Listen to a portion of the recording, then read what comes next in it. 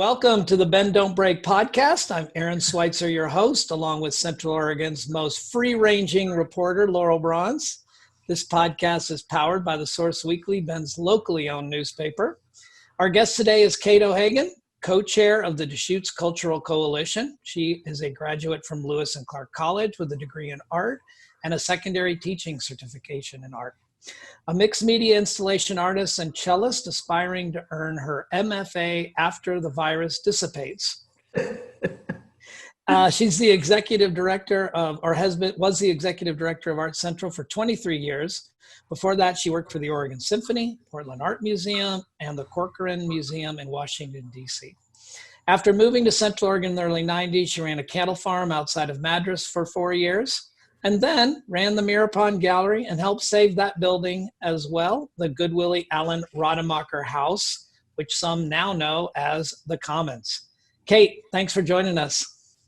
A pleasure. Thank you. Maybe we could start by just telling us a little about your family's history in Oregon and how you became interested in the arts. Well, as it works out, when I discovered that OSU was having its 100th anniversary, I recalled that my great-grandfather had gone to OSU. Turns out he was a first graduate in the first graduating class of OSU. Wow. Yeah, so that was something. Shows you how incredibly educated my family is. And my grandfather on that side, his son became an illustrator for the Oregonian, I believe, at the time, but it was he was a political cartoonist, but to make money, he later became a very successful corporate attorney, but he was a very accomplished illustrator.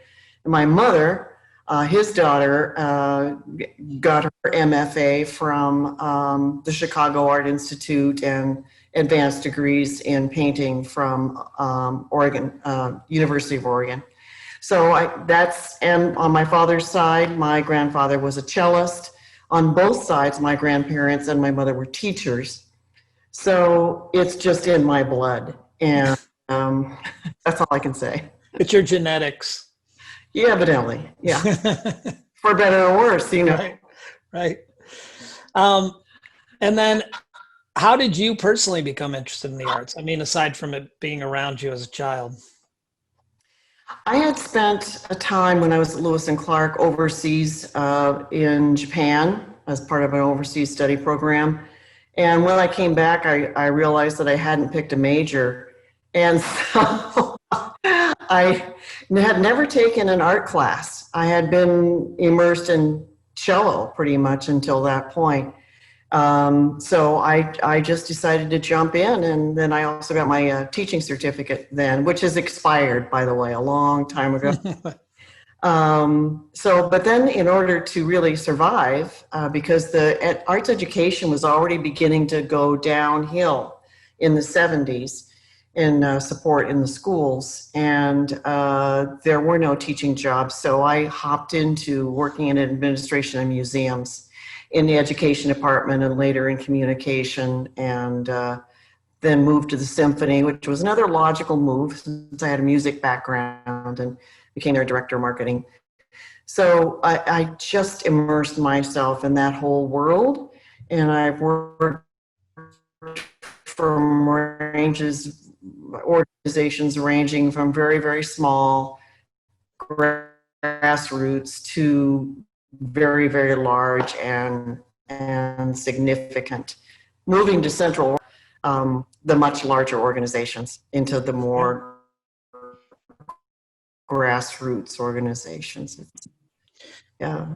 One of the, I know one of the things I'm hoping listeners still remember, the Mirror Pond Gallery and what the Commons used to look like when it had art throughout. I'm wondering if you can talk about how that project of saving that building and getting the gallery in there and that move over there, how did that happen? Give us a small history lesson. Well, I arrived on the scene after that particular building had been saved and moved by a group of concerned citizens. That was back in the day when they were trying to add more parking to downtown Bend, which is, according to our local population, always a problem. Right. And towners wanted to get rid of that building. And I think that it was almost a midnight save. Chris Reese, who was a dedicated volunteer at that point, got wind that the building was going to be torn down and raised a big protest at City Hall. And the downtowners at that time, or the Downtown Association, were very upset because that meant that they would sacrifice 14 parking spaces. So it was kind of a contentious in the beginning.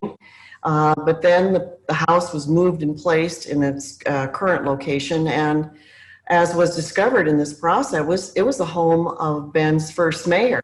So it was a lot older. It was a 1907 structure.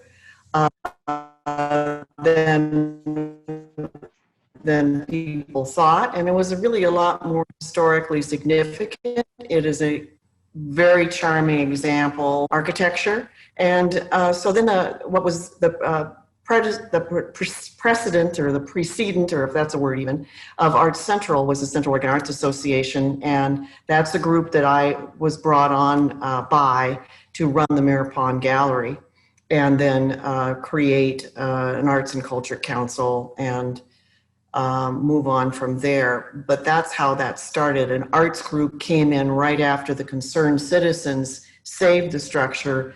The nonprofit arts group came in and started raising money to sustain it. There was no money to pay me.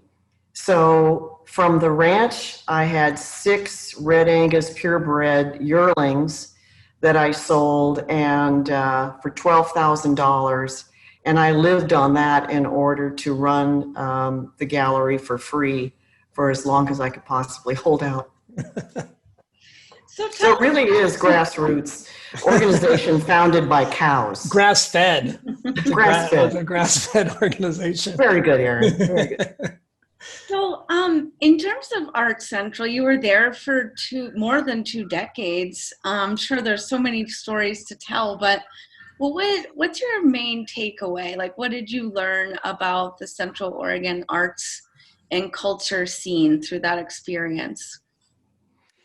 Well, I think I've always been a great deal of enthusiasm for the arts in this area. And this is going to be the good news and maybe needs work news. The gallery was very popular in the beginning, and it launched the careers of a number of artists who've gone on to be successful in their field, and spawned really the Tumalo Art Company, and then later the Red Chair Gallery. And at the same time, we saw many galleries in Bend go by the wayside, particularly during the recession. There at one time when the Gallery Association, which we were part of, started, back in the day in the early 90s. We were like 15 galleries, and it's really thinned out from that. So a lot of individual artists wanted, however, to remain pretty much as hobbyists. And so we see that as, in terms of a strata of accomplishment, and this goes out throughout the arts in Central Oregon. We see a few people at the top who are highly accomplished and sell outside the market. And then in the arts more broadly, that's true too. It's very difficult for this area to attract arts people, arts professionals who prefer to be in the more urban environment, because that is where their people are. That is where the work is. That is where perhaps a higher, even more academic or more sophisticated level of arts lives, largely in urban environments. Also, we're not diverse at all. So given our low diversity, we're not necessarily attracting that, what I would call a highly functional, highly sophisticated caliber of arts and culture types. That said, though, at the grassroots level, there's always been an incredible amount of activity, and saw the birth back in the heyday of real estate. Bend Film was started by real estate people, and then has managed to survive. You have the Central Oregon Symphony, which I was honored to play in for a while, that are really supported by the college as well, and that's how they survive. I do notice that because a lot of arts organizations are started by people who care a lot but don't necessarily know, are not administration professionals, and don't know the art and science, I guess, of grant writing and things like that, and board development and nonprofit law, nonprofit ethics. Sometimes they struggle. And we're leaving a lot of money on the table here in Central Oregon for support of arts and culture as a result. So in terms of future leadership, that's another topic, but I have some ideas about how that can evolve so that we have a broader, let's say, deeper strata in arts activities, from the wonderful creatives that work out of their garage to people who are functioning at a more regional, statewide, national, international level. Hey, what do you think needs to happen to going to the things you think? What do you think needs to happen to keep arts and culture thriving in a community like ours? What are the next steps that need to happen to bring that, not just bring the diversity, but also to bring the funding and the place for these things to live? We have to be smarter, and I think we have to get beyond a lot of what happens in some arts environments because of the nature of arts boards to a certain extent, and the people who are attracted to some areas of the arts.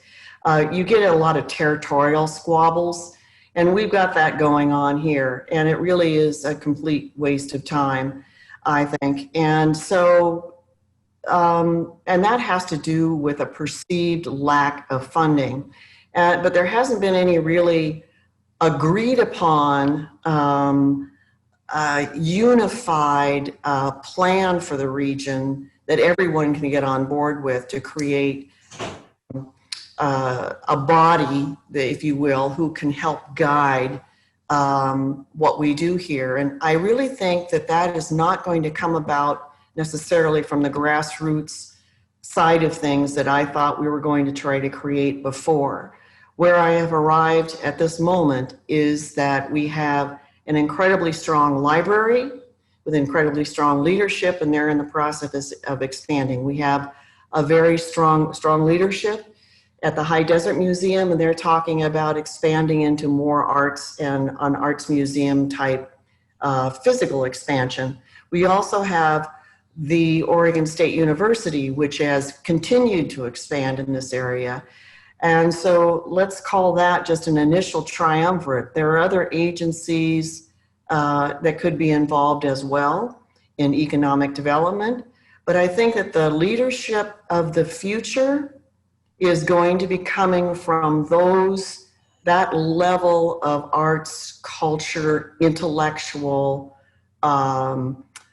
those thinkers that are involved and responsible for and have proven themselves as experienced and respected leaders in their field are the ones who are in a position now, I think, to come together to strategize how to bring all of us up. And instead of little people popping up and said, look at us, I think it's just not going to work, and we're not going to be taken seriously, and we're not going to raise the level of funding that we need, that we can do if we all come together, unless we have that higher level thinking. Yeah, I don't think it's any coincidence the three organizations that you're naming are all three organizations that are good in their own respective ways at maintaining their funding, raising the kind of large amounts of grant dollars, government dollars, funder dollars that make those kind of things possible. I think also, there's a lot of attention talking paid to spaces for artists to work, and that is very important. However, if we remain at that level, if that's the level of concern that we're always trying to address, we are just always going to be chasing the problem. And I think we need to get out of that thinking. And I think that it's only going to happen, as I said by higher level thinkers coming together. So one funding source that gets a lot of attention is the cultural tourism grants from Visit Bend, which are obviously focused on getting people to come here and stay in hotels. So some people might criticize the art scene here as being too tourism focused and too many landscape paintings, not enough experimenting, things like that. So what is your thoughts on creative authenticity and that tension, that challenge in a town that is so focused on tourism marketing and getting money from visitors? I think in this state, because of the statutes, the way that they are written and the influence that the lodging industry had on the statutes and the limitations that were put on the funding distribution through tourism, that's a restriction at the state level. It's not the case in other states that the funding for arts and culture can be more liberally distributed, as it is understood that cultural tourism at higher levels and funding for starting arts festivals and major sculpture installations and all of that are legitimate investments that can be made from tourism. Here we're a little more restricted, and that restriction has been fiercely defended on the local level. So it is really fantastic that the citizenry in the Bend area voted to allocate some funding for tourism, arts and tourism funding. So that's good. The restrict on that funding to increase heads and organizations can benefit from it. As far as how that influences the level of arts that we're offering here, towns like this will always have a lot of landscape paintings. That's what, and ceramics with mountains on them and things like that, because that's what a lot of people want to take away when they go home. And a lot of those pieces are very affordable. And when you have people who are just not necessarily investing in a strategic way personally for arts, they're just kind of wandering around and finding things that are pretty. There's always going to be a market for that. And if you go to other places like the beach, that's what you're going to see a lot of. Like, let's say the more urban areas, Portland, Seattle, San Francisco, LA, and on, you're going to have more alternatives to that. I do think the funding for the Bend Cultural Tourism Fund is potentially hugely significant, and I hope it does grow. And if there's any way that it can be more thoughtfully applied to, I'm not quite sure how we deal with the statute limitation, but a little more broad application, more thoughtful application, and maybe a little more emphasis on the catalyst aspect of it, using some of that money to strategize a larger festival that is really high arts focused, that can be a true beacon, because it's these beacons that do call in a lot of higher level of curiosity, just not your pedestrian event attendee, let's just say, but more people who are curious about a higher level. Let's just be honest. I fear that I will be called out as a snob for continuing to use the word sophisticated, but I just don't know how else to cut it. Cate, maybe let's discuss the Deschutes Cultural Coalition. I'm not sure that all of our listeners know what that organization does, but you recently did quite a bit with the Oregon Cultural Tourism Fund, or Oregon Cultural Trust. Maybe tell us a little bit about the organization we're working with now. The Deschutes Cultural Coalition was one of 45 cultural coalitions founded in around 2000 by the state of Oregon. Then Governor Kitzhaber was in his first term of office, and he really put his foot down about all the arts and culture organizations in the state getting organized. Basically he wanted to prevent them from continuing to snipe at the Oregon legislature for more funding. He wanted them to get organized and create what became the Oregon Cultural Trust. And the Oregon Cultural Trust divided up their funding. They distribute funds, they collect and distribute funds in 3 different ways. But one of the ways they distribute funds is through a grant program that's competitive at the state. Another way they distribute funds goes to the big 5, let's say, cultural institutions in preservation, heritage, humanities, and the arts, and then including the Oregon Arts Commission. And then the other way they distribute funding is through the county coalitions. The Deschutes Cultural Coalition is one of them. The tribes each have one, and the counties each have one. And the funding comes down in a formula, and then in addition to that, based on population. And our grants have been very modest in the past, I would say.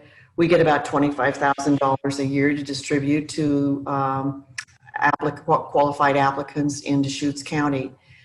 Recently, however, the Oregon State Legislature, in an inspired moment, decided to take some of the infusion from the CARES Act funding that was coming from to mitigate COVID economic impact, was coming from the feds through the state, and the state decided to allocate about 25 million to the Oregon Cultural Trust to then distribute through their coalition mechanism.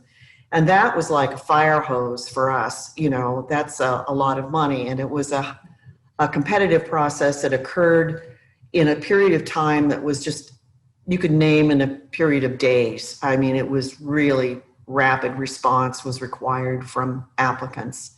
Hey, how does that amount of funding, you distributed $1 million in the community, or roughly close to, how does that compare to what you're normally given from the state in a fiscal year? Well, as I mentioned, we normally get about 25,000. Right. $1 million does look a little different, and it's more than $1 million, and we have not distributed it yet. We're still waiting for the paperwork and the contracts, and as you can imagine, the state of Oregon is probably going to be, is counting on being audited, by the feds for how this money was used. So there are a lot of strictures to how we need to get organized in order to distribute it and report on it. So I think that the amount of money that the Deschutes County could have qualified for were it to receive its entire distribution. As I said, it was a very competitive process, and not everybody who applied got the full amount they wanted. So we actually have almost $2 million to distribute. Wow.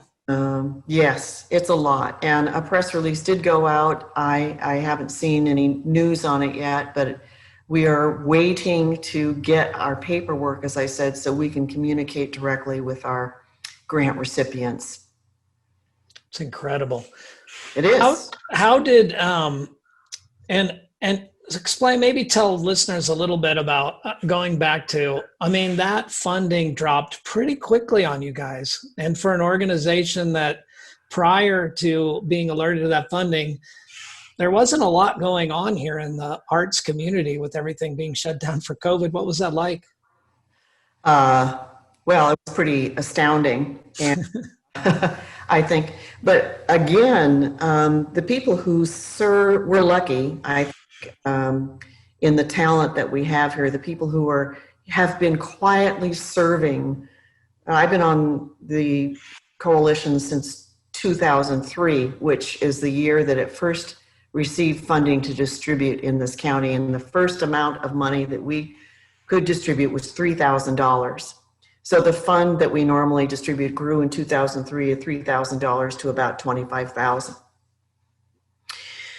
The people we have on the committee are highly accomplished professionals in their field, from the library, from COCC. We have a representative from Redmond who is part of the Redmond Chamber. And the chamber has been very active in promoting arts in that area.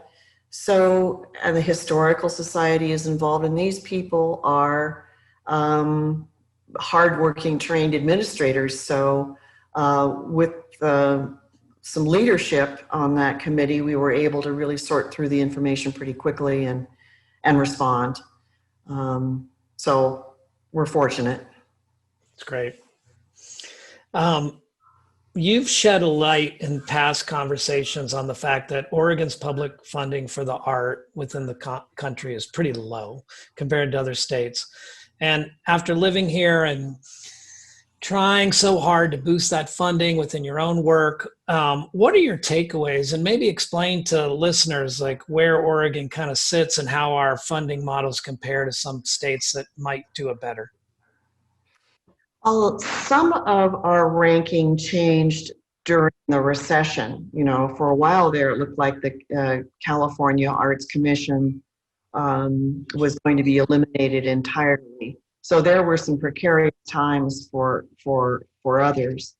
I think that funding for the arts in the state has always been strangely difficult to me. You know, I don't understand how such a progressive state could be so thin in its distribution of money for the arts. Unfortunately, right now, on the tip of my tongue, I do not have the Oregon Arts Commission's budget handy. However, I can tell you that just a few years ago, like a couple years ago, maybe, I do know that while our legislature was cutting the Oregon Arts Commission budget by 11%, Alabama was increasing their budget for the arts by 14%. Well, Alabama's known for being a lot more progressive than Oregon, so that doesn't surprise me, Cate. I know. That's right. Just right up there, a place we all want to admire for that. So I can't figure out, for years, and nobody really wants to talk about this, and I make myself, I'm sure, so popular by talking about it as well, but I want to impress how low the funding was as compared to the rest of the country. Oregon, for many years, and might still rank and per capita support for the arts below Guam. Another progressive stronghold for the arts. Oh. Of course, that's per capita. So, you know, it depends on how you slice this. Right. But it's interesting. So, and the majority of funding in this state, no surprise, goes to organizations on the other side of the mountains.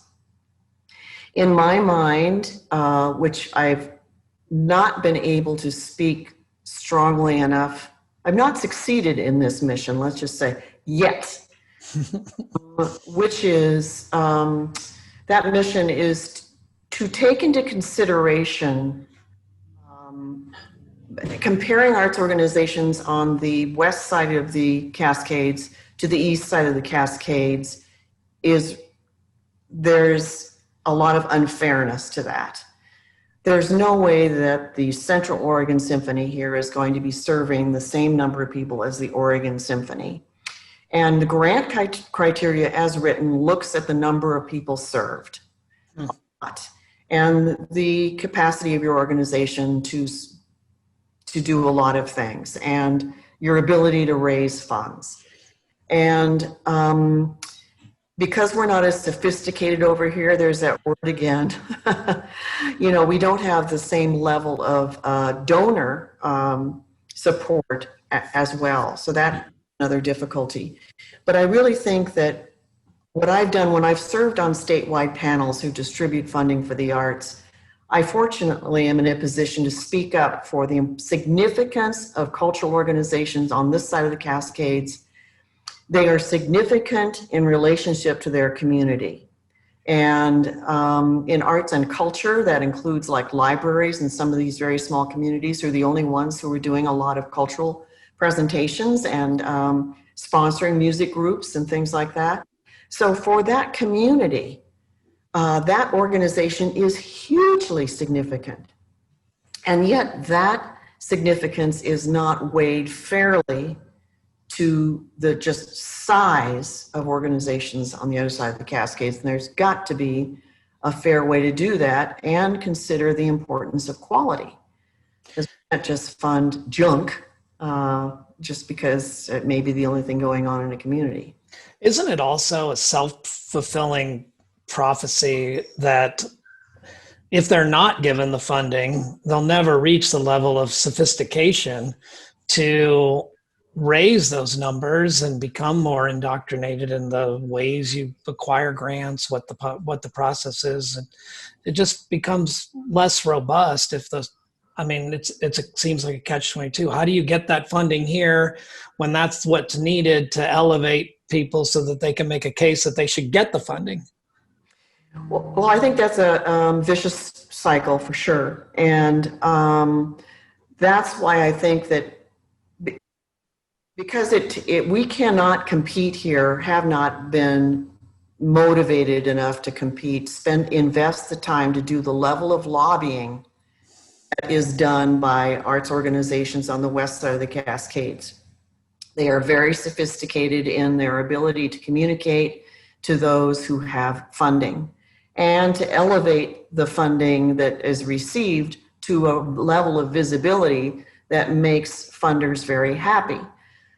That's why I think that unless we come together as a coalition, if you will, of people who are coming from organizations like the library, like OSU Cascades, like the High Desert Museum, for instance, and some higher level thinkers that can speak forcefully enough, convincingly enough, to get an infusion, to get a plan in place that earns funding and is awarded funding that can create additional plans and strategies for sustainability to float everybody's boat. I just don't think anything's going to happen because what happens with grant funding, let's say somebody gives a big endowment to a foundation that's allocated to the arts. Everybody in the state gets very busy, mostly on the west side, with starting to lobby that foundation about how that money should be divvied up. And it starts out looking like it's going to be fairly distributed. And I just noticed over time it erodes to, it's that old 1% cry that we have, right? There's just the, top 5% or whatever are the ones that get the most of it and can compete as those criteria continue to evolve, or in our opinion over here, maybe erode. In fairness, the money continues to go to ones that already have a lot of it. Well, thank you so much, Cate, for coming on. Cate O'Hagan, everybody. This has been Bend Don't Break, hosted by Aaron Schweitzer of The Source Weekly, and I'm Laurel Bronze. Thanks so much for being here.